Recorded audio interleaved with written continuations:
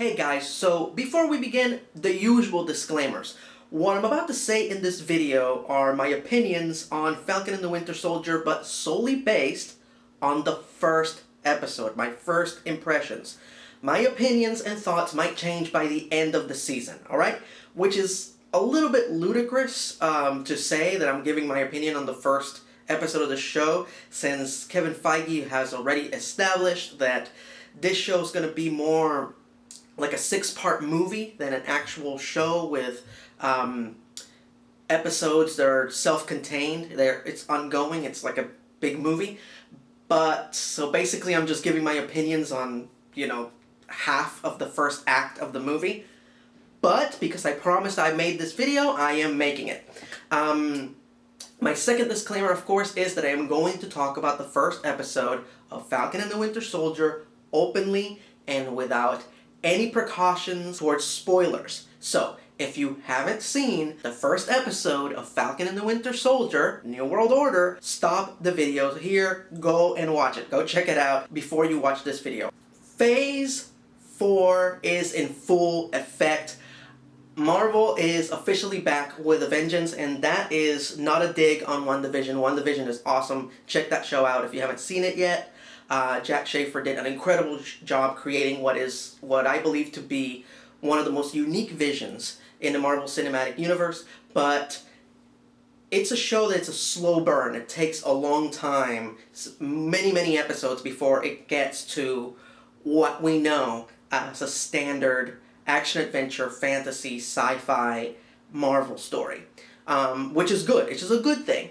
It's unique, but after a year where we had no releases from Marvel Studios, no movies, no shows, nothing, for all of 2020, we were just at the edge of our seats waiting for them to release anything Marvel, and we just wanted the usual action, adventure, and crazy high-concept sci-fi content that we crave. And WandaVision, it took a good 7 weeks before we got to that. Falcon and the Winter Soldier, on the other hand, immediately hits the ground running and gives you exactly that.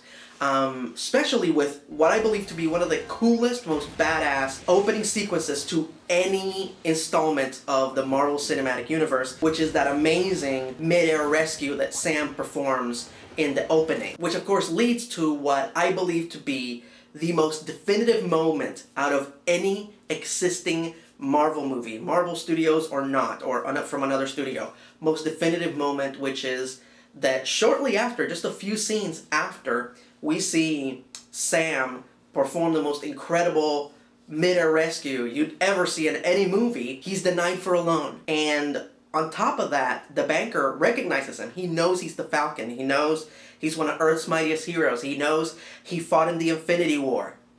Doesn't care. Declines his loan.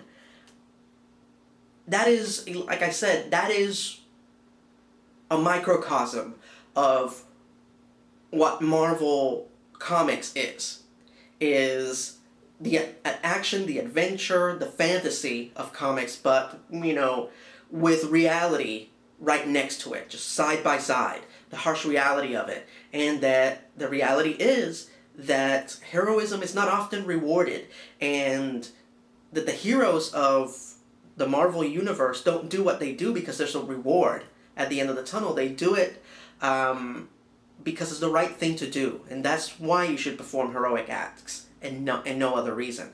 Boy, what a boot to the gut. That scene where him and his sister Sarah were denied for that loan. But it's perfectly in line with the element that has made Marvel successful since the 60s. So if the previous 3 phases of the Marvel Cinematic Universe were the Infinity Saga, for now I am referring to this current phase as the Wellness Saga, because we're seeing all the characters deal with the trauma that they endured during those first 3 phases. In WandaVision, we see Wanda go through all 5 stages of grief, and here we see a shell-shocked Bucky trying to make amends for all the bad things that he has done as a Winter Soldier, so much so that he's going to therapy, which is Excellent. That's what you should do. You should seek help. It doesn't matter how badass you are, how many supervillains you defeated, how powerful, how strong. You should always seek help. So I'm glad that Marvel is putting that out there. That while these characters have incredible superhuman abilities, they're not invulnerable. And often, when they are hurt, be it physically or mentally, the most brave thing that they can do is seek help. One of the most legitimately surprising scenes in this opening episode is that right off the bat, Sam turns down the mantle of Captain America, which Captain America physically handed over to him. Right in front of Bucky. He chose Sam to be the new Captain America, and then immediately the show starts and we see Sam turn it down, turn in the shield to the Smithsonian, I believe, to put on display.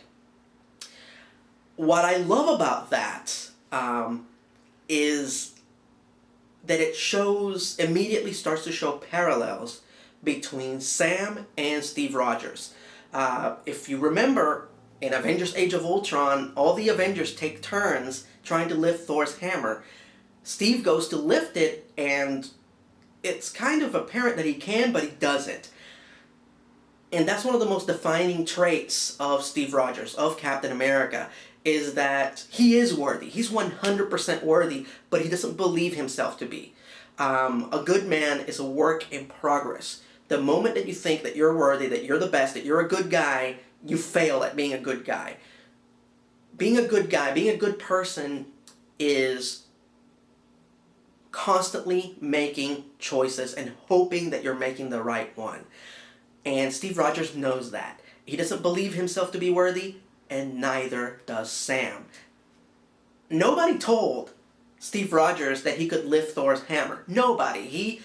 Avengers Infinity War, he lifts it. He officially accepts the burden, the mantle of being worthy, because Thanos is about to kill his two best friends. Sam is physically handed the shield. He is told by Steve Rogers himself, you are worthy, here it is, and he still turns it down, which makes him even more worthy of being the one to hold it. So I love those parallels between those two guys. One major one that I feel not enough people talk about is how Steve Rogers started out as this skinny weakling who would have gotten killed in his first war zone if he would have been accepted as a soldier in World War II.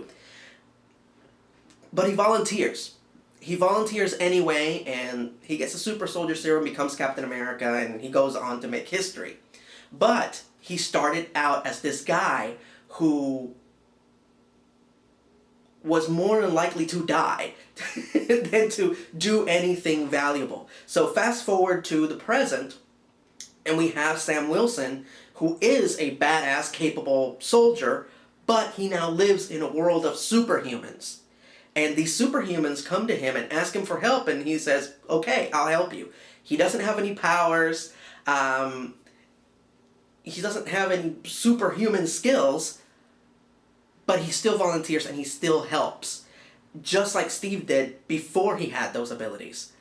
Again, parallels between those two characters and further establishing why Sam is the right person to take over as Captain America. So let's talk about the costumes for a second. We are yet to see Bucky's new costume, but we definitely saw Falcon's, which is more reminiscent of his comic book costume. Which, by the way, I have never liked. Never have. I love the character of Sam Wilson. He's awesome.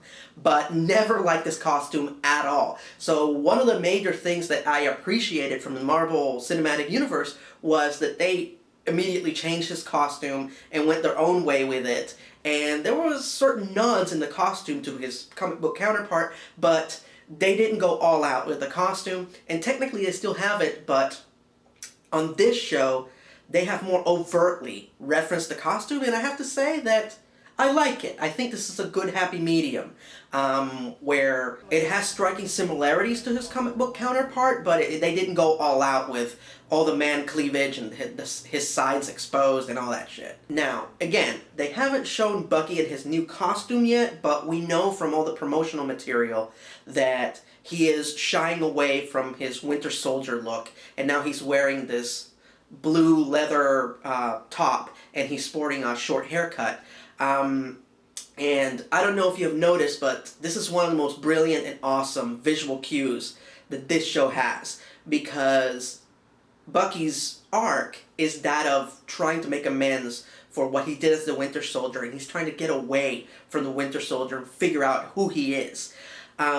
So he cut his hair short, and he's wearing a new uniform that is very, very similar. It's a modern version of his Howling Commandos uniform. And that is brilliant. He's trying to go back to who he was before Hydra turned him into the Winter Soldier. He's trying to go back to being that patriotic Howling Commando that served with Captain America. But unfortunately, there's no Captain America. He's still waiting to see who's going to wield the shield.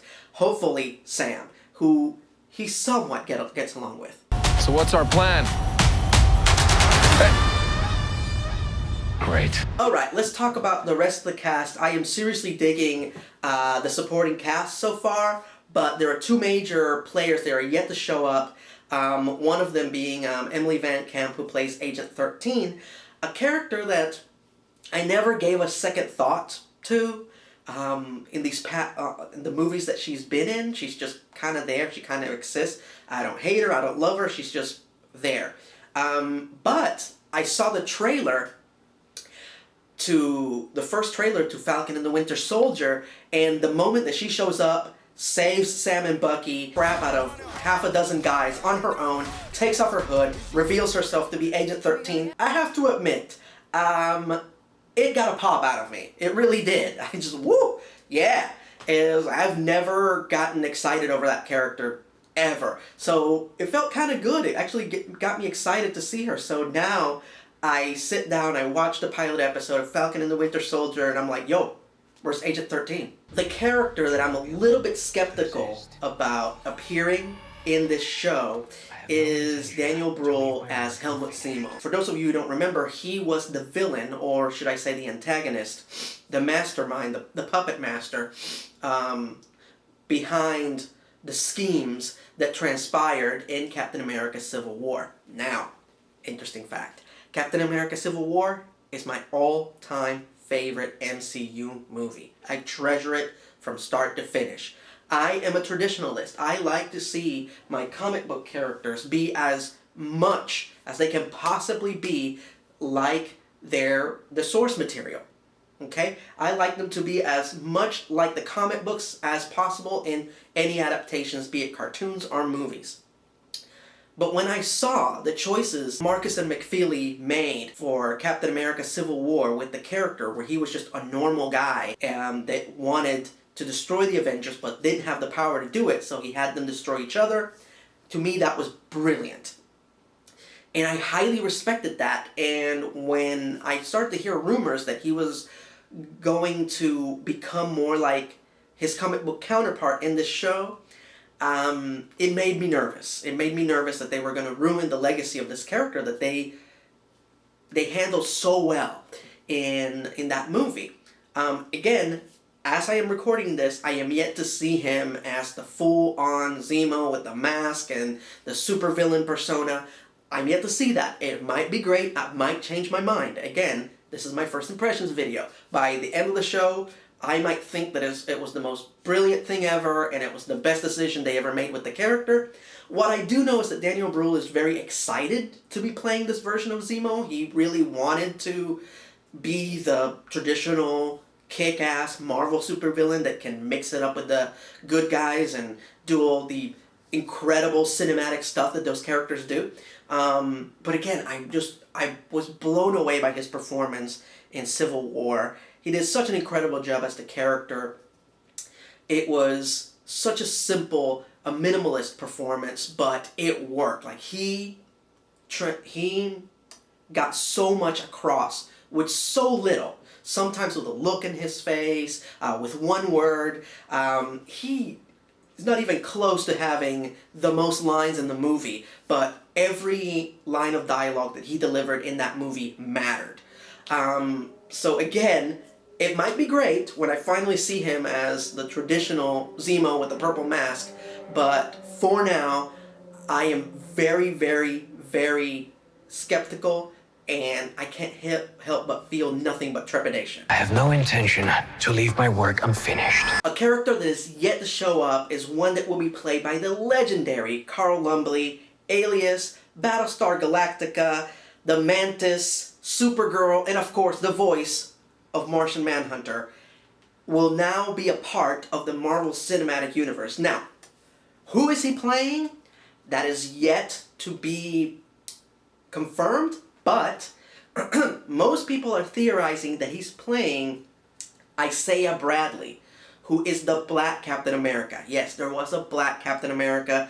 If you have never read his story, look it up. It's called Truth, Red, White, and Black. Look it up. I am not going to go into the details of it because they are yet to touch upon it in this show, and I don't want to spoil it for anybody that doesn't know the story of Isaiah Bradley, but I have a feeling that that's in the direction that they're going to go. Now, one of the major reasons that people are excited if it does turn out that Carl Lumbly is playing Isaiah Bradley is because that makes the character canon in the MCU, and if he's canon, that means that his grandson is also canon, who is Elijah Bradley, who is Patriot. He's the Captain America that serves with the Young Avengers. And there have been a lot of clues as to the MCU heading in that direction, that eventually assembling the Young Avengers. They have already established Speed and Wiccan in WandaVision. They're going to introduce Kate Bishop on Hawkeye, America Chavez in Doctor Strange and the Multiverse of Madness, and now potentially they will set the foundation to introduce Elijah Bradley on this show. So yeah, if you were excited about potentially the Young Avengers making an appearance in this franchise, you have good reason to be, because it seems like the building blocks are falling into place. And again, I cannot put into words, no matter who he's playing, I don't care. I can't put into words just how excited I am that Carl Lumbly is going to be a part of the Marvel Cinematic Universe. Now, the last big surprise in this episode, the thing that most people are talking about, is the revelation that after Sam donated Captain America's shield to the Smithsonian, the government took the shield, named some other asshole Captain America, and gave him the shield. Excellent cliffhanger. Now, a lot of people are up in arms about this. Similar events transpired in the comics. Yes, this second Captain America is a canonical Marvel character, played by none other than Wyatt Russell, Kurt Russell's son. So we have two Russells in the MCU. But he's playing John Walker. He's playing one of many people who tried to take over for Captain America throughout the character's history. But he ends up dropping the mantle of Captain America. He is definitely not worthy of it. He uses a lot of questionable methods when he goes on missions. He crosses a lot of lines that Captain America never would. But he's still useful. He's kind of an anti-hero. He is very much your stereotypical late 80s, early 90s character. He's extreme and he's badass, so he's still useful. He's not really a supervillain, so he sticks around, but he changes his persona, his alter ego from Captain America to U.S. Agent, is what they call him in the comics. And he wears a very similar costume to Captain America, but it's black. So if you're one of those people that's upset about this new guy putting on the outfit and walking around pretending to be Captain America, just feel at ease, be at ease that he's not going to be Cap for long. Now, one of the coolest cameos so far in this show is when James Rhodey, shows up at the beginning during the presentation of Cap's shield to the Smithsonian. That was awesome. Good to see Don Cheadle. Can't wait for Armor Wars. But the one MCU character that I'm hoping does a cameo appearance on this show is Paul Rudd as Ant-Man. Why? Because if you remember, in the first Ant-Man, Falcon, Anthony Mackie did a cameo appearance. And not only did he do a cameo appearance, but he gave Paul Rudd the Rub. He made that guy look like $1 million in his movie. And I'm hoping that Paul Rudd will cameo on this show and return the favor. Quote me on that. Anyway, so those are my thoughts on the first episode, my first impressions of the first episode of Falcon and the Winter Soldier. Before I close it out, you guys deserve an update as to the status of my WandaVision honest review. I was supposed to finish it and deliver it this past week, but I didn't. Honestly, a lot of things came up this past week. I found it difficult to get to it. And then when I had free time, personal matter came up, and I was just not in the right mindset to work on a funny, silly video where I talked about imaginary stuff. Now, if you're very, very curious as to why I wasn't in the right mindset, then feel free to check out the last video that I posted on this channel right before this one, and all your questions will be answered. And if you watch that video and you can find it in your heart to help us out, on behalf of everybody, I would really appreciate it. Thank you. But anyway, so thank you for hearing me out. As per usual, I will get to that WandaVision video as soon as I can, and I will finish it up and deliver it. That will be exclusive on my Patreon page. And if things go according to plan, as they often don't, but if they go according to plan, I also plan to make an honest review of this show when it finishes in about 5 weeks. And I know I said the same thing about WandaVision, and I ended up failing at delivering that video on time. But bear with me, guys. My time has been very, very limited these past 3 years. And I hope to get to a point where that improves and I can start delivering things on time. I was faithfully delivering videos on time to you guys for 6, possibly 7 years. And then I just hit a major roadblock and, with my day job. So there you go. Anyway, so again, thank you so much for humoring me and listening to my silly opinions. Feel free to voice your opinions in the comment section below. As per usual, I ask all of you to please be civil with one another. We're all on the same team. Respect each other's opinions. There's no reason to fight. And thank you for your ongoing support, because I could never do what I do without you.